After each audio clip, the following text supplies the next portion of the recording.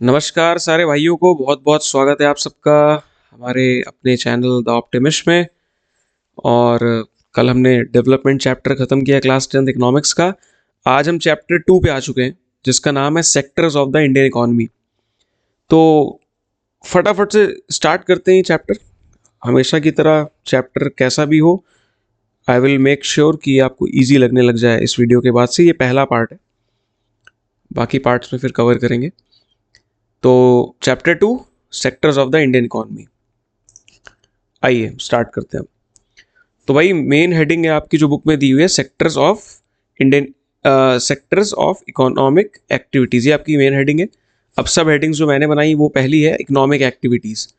तो हेडिंग में क्या दिया है, सेक्टर्स ऑफ इकोनॉमिक एक्टिविटीज़। तो सवाल पहला ये कि भाई इकोनॉमिक एक्टिविटीज़ क्या होता है, फिर सेक्टर्स क्या होते हैं, ये सारी चीज़ें हम डिस्कस करते हैं एक एक करके। तो economic activities are activities that people perform to earn a living. तो वो सारी एक्टिविटीज़ जो इंसान पैसा कमाने के लिए करता है उसे इकोनॉमिक एक्टिविटीज़ कहा जाता है। ठीक है, जैसे कोई मान लो रेस्टोरेंट चला रहा है, कोई जॉब कर रहा है, कोई खेती कर रहा है, कोई भी ऐसी एक्टिविटी जिससे इंसान का मकसद पैसे कमाना हो, अपनी रोजी रोटी कमाना हो, उसे इकोनॉमिक एक्टिविटीज़ कहते हैं। These activities happen around us all the time. भाई नाई की दुकान है, जूस की दुकान है, कोई परचून की दुकान है, कोई आदमी खेती कर रहा है, कोई आदमी मजदूरी कर रहा है। तो ये सारी एक्टिविटीज़ हमारे आमने सामने हो तो रही हैं, दिन हमेशा होती रहती हैं।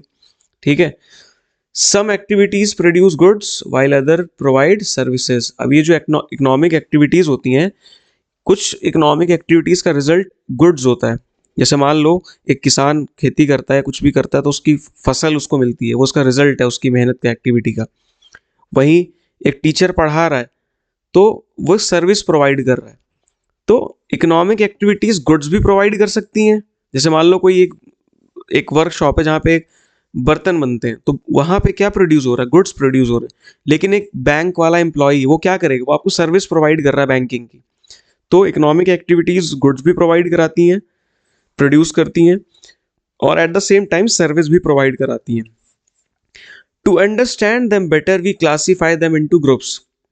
अब ये जो सारी इकोनॉमिक एक्टिविटीज़ हो रही हैं, इनमें कुछ एक्टिविटीज़ एक जैसी होती हैं। तो हमने क्या किया, उन एक जैसी एक्टिविटीज़ को अलग कर दिया एक ग्रुप में, और इन ग्रुप्स को हमने क्या बोला, सेक्टर्स।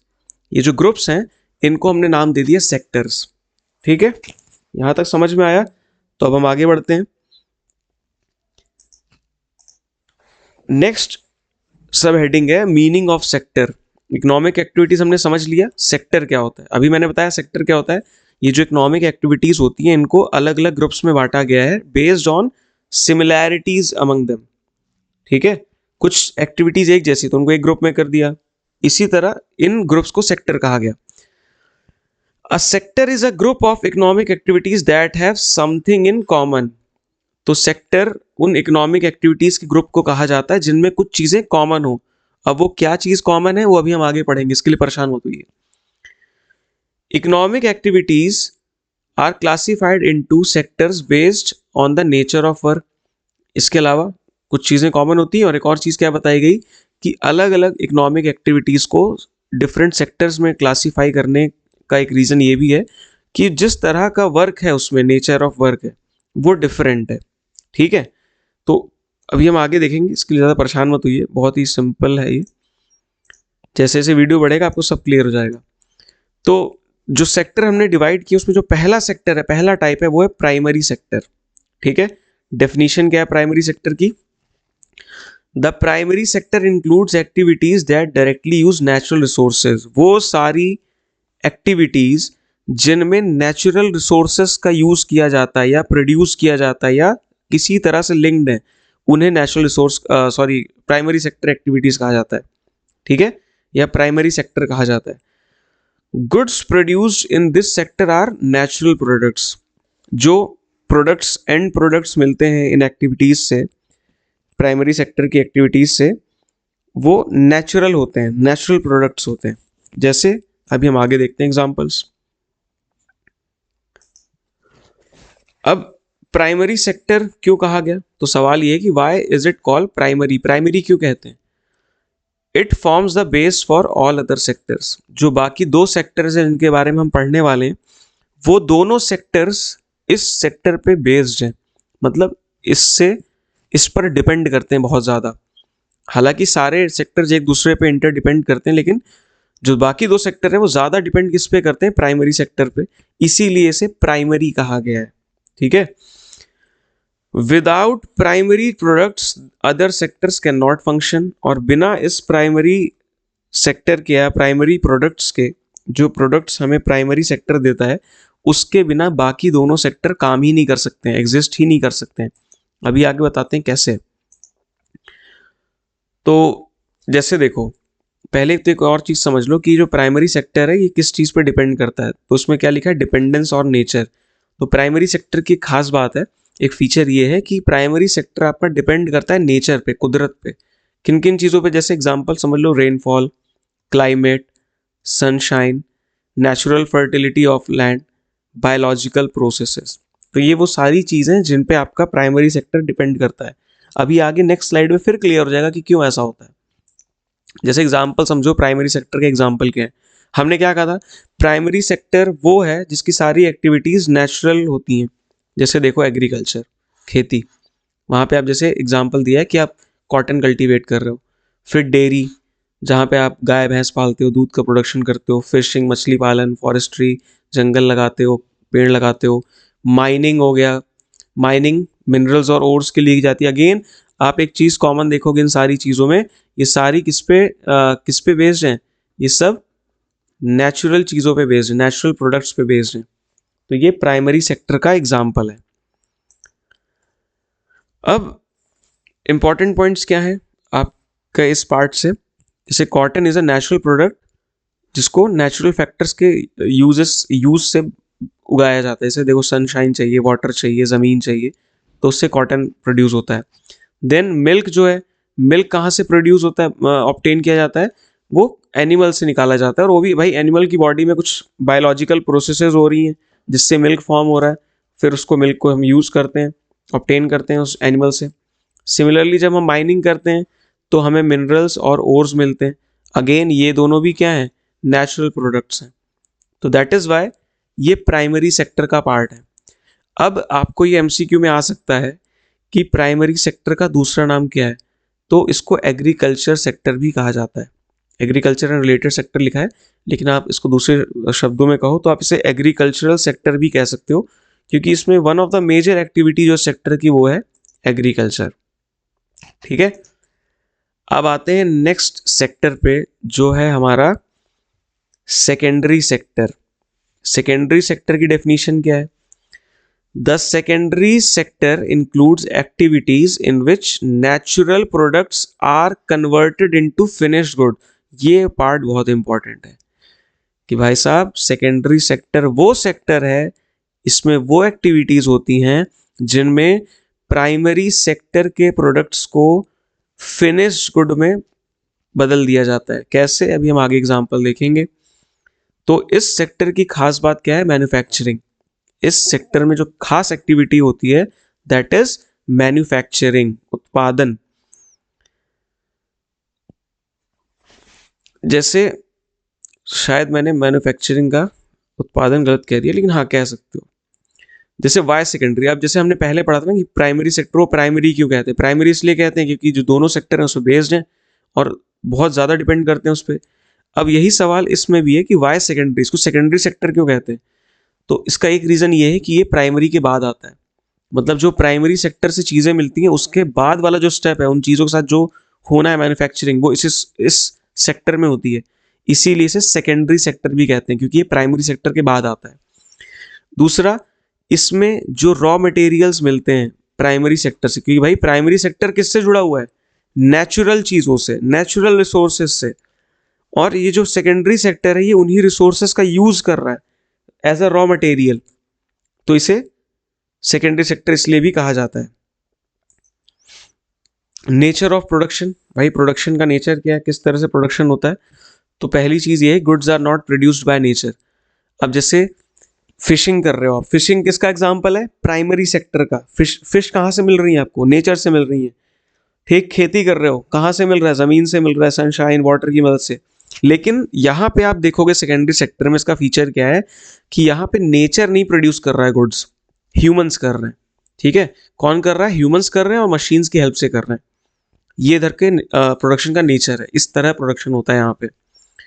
अब ये जो मैन्युफैक्चरिंग है, ठीक है, ये जो मैन्युफैक्चरिंग है ये कहाँ कहाँ हो सकती है? लोग फैक्ट्री में भी चीज़ें मैन्युफैक्चर करते हैं, छोटे वर्कशॉप्स पे भी करते हैं, और अपने घर के लेवल पे भी करते हैं। जैसे फॉर एग्जांपल अगरबत्ती बनाने वाली एक छोटी सी लघु उद्योग है, स्मॉल वो है, मैन्युफैक्चरिंग यूनिट है, लोग अपने घर पे ही बना रहे हैं। तो मैन्युफैक्चरिंग फैक्ट्री, वर्कशॉप और घर पे भी हो सकती है। अब एग्जाम्पल में आ जाओ, जैसे कॉटन क्या है? कॉटन एक प्राइमरी सेक्टर का प्रोडक्ट है, इससे बनता है यार्न, और यार्न से बनता है क्लॉथ, कपड़ा। कपड़ा क्या है? एक फिनिश्ड प्रोडक्ट है, फाइनल प्रोडक्ट है। ठीक है, सिमिलरली शुगर केन क्या है? शुगर केन कहाँ से मिलता है? प्राइमरी सेक्टर से मिलता है। इसको हमने बना दिया शुगर या गुड़ में, चीनी बन गई या गुड़ बन गया, अगेन फिनिश्ड प्रोडक्ट। ठीक है, जमीन क्या है? नेचुरल रिसोर्स है, प्राइमरी सेक्टर का, मिट्टी जो है प्राइमरी सेक्टर का पार्ट है, इससे हमने बनाया ईंट, और ईंट से बनाया हमने घर, अगेन घर क्या है? फिनिश्ड प्रोडक्ट है। वुड कहाँ से मिलती है? नेचर से मिलती है, प्राइमरी सेक्टर का पार्ट है, इससे हमने बना दिया फर्नीचर, फिनिश्ड गुड। ये किसका पार्ट हो गया? सेकेंडरी का। तो ये एग्जांपल है आपका कि कैसे सेकेंडरी सेक्टर प्राइमरी सेक्टर की चीज़ों को as a raw material use करके फिनिश्ड प्रोडक्ट बनाता है। ठीक है, मशीन की हेल्प से और ह्यूमन लेबर की हेल्प से।